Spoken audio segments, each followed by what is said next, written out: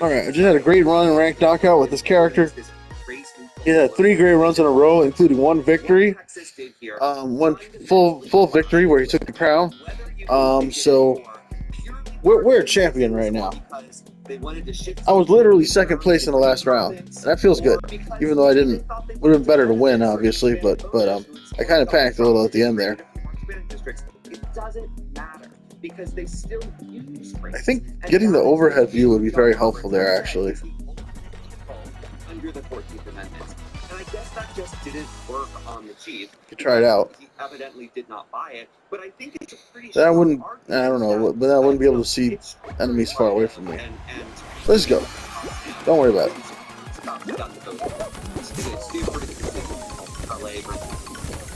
In that case, the Supreme Court is almost certainly going to rule. Alright, that could have gone better.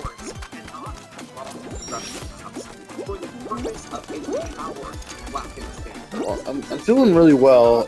I mean, I'm not doing well, obviously. I feel like I'm playing it perfectly, but it's just a little random, you know? Like, I'm not doing anything wrong.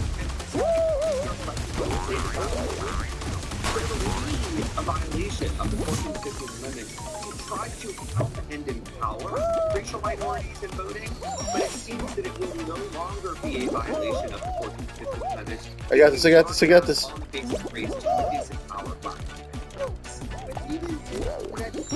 Alright, let's go! This is how it's done! Okay, didn't time that quite right. No, that's not how it's done. That's how it's freaking done. I was 6th place there, I think. Maybe 7th or 8th, but possibly 6th. Whoa, look at that! That guy was so lucky, pulled that off. That was awesome. I always wanted to do that. I think I have done that before, but it's really impressive. I wonder if he somehow timed that out. Is there a way to time it? I mean, you probably could time that. I just don't know when you would just jump in to time it.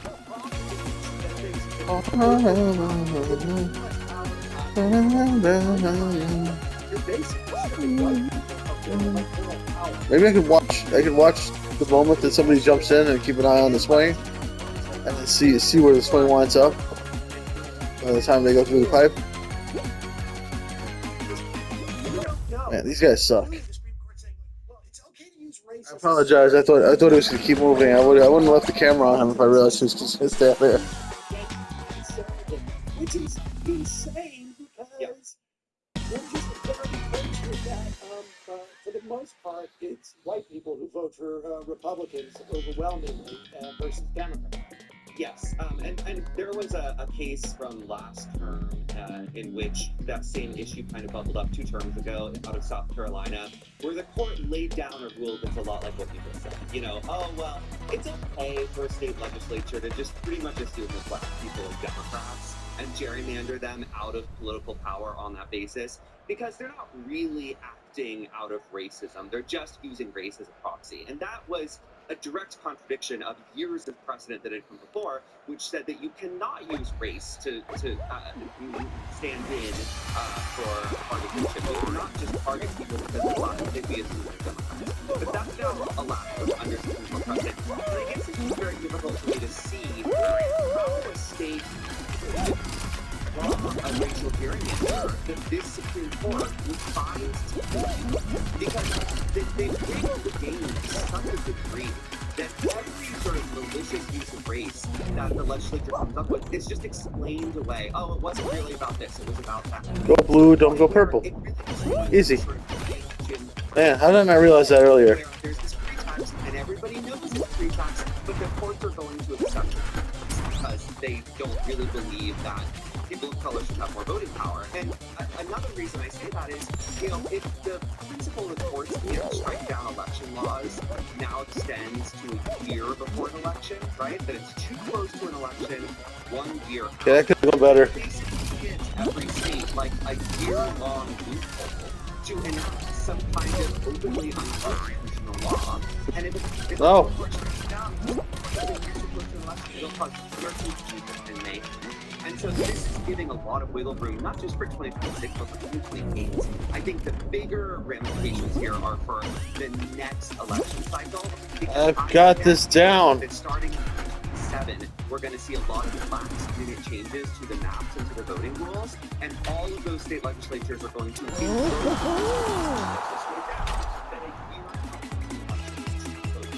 Heck yeah!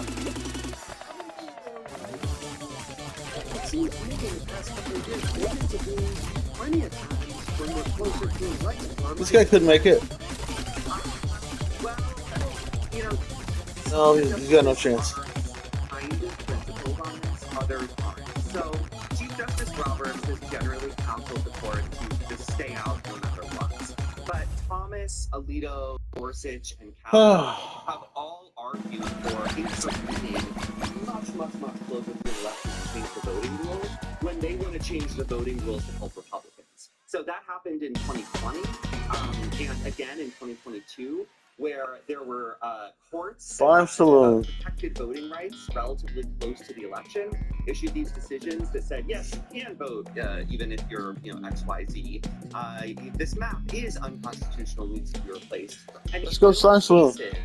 Those justices were like, we want to step in and make everything better for Republicans. But when the lower courts are trying to do it the other way, those justices are not principled or consistent at all. So there's not a lot of consistency on the right. All right, let's move to the other, really sort of incredibly consequential case, the Slaughter case. Yeah. I can't believe I made it across that. That was a little dangerous. FTC. And FTC is one of many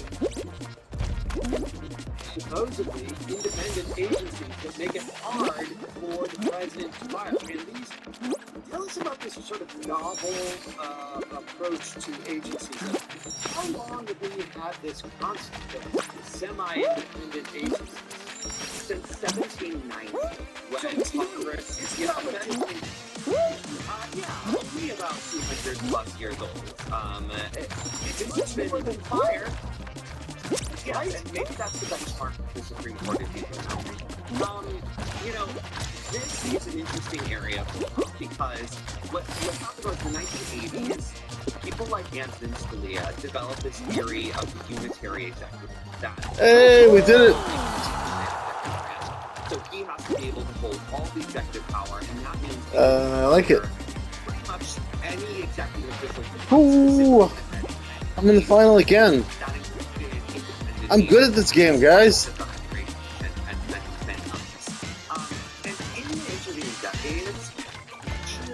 Freaking good at this game. Credible historians have looked into the history here and said, that's just not true at all. That's not what people understood the Constitution to mean.